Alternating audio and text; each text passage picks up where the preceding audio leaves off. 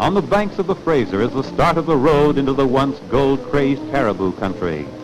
When prospectors of 1858 arrived here, long before there were roads, they called the place Hope. Having got that far, they had hope of reaching the gold fields. Whereas Simon Fraser came south, there were those who, some half a century later, in the spring of 1858, headed north. Among them were three, from whose activities great things were destined to be. History has it that these three, busy in their search for gold several miles upriver from the settlement of Hope, sat down to eat lunch one day. One, however, presumably less patient than the others, cut his meal short and went back to the river. Though he could not be aware of it then, his decision was to have far-reaching effects upon the place that hitherto had known little but brooding loneliness.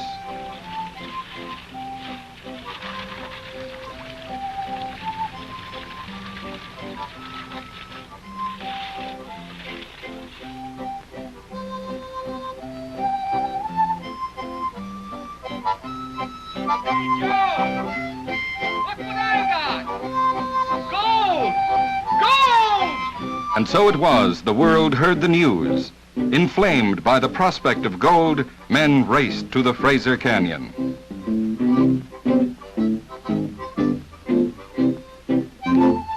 Some had penetrated the canyon to the forks, where the Thompson joins the Fraser River. Others beyond. And then far to the north, from a mere trickle of water, Williams Creek, came the most explosive of all news.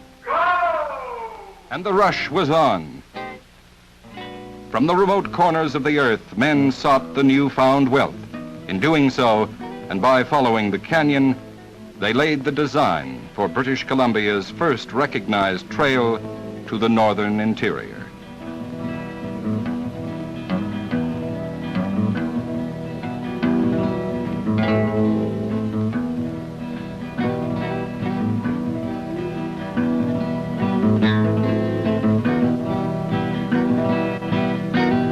Pack-laden, they picked their steps along the dangerous rock faces. They made ladders Indian fashion and fastened them together with thongs. A perilous undertaking it was, for it needed only one miscalculated move, one foot slip, to send them hurtling downwards.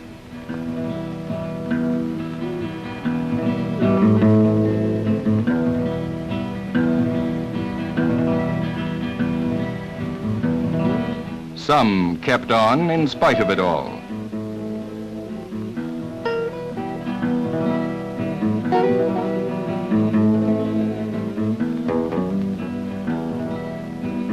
Others, exhausted and utterly spent, turned back.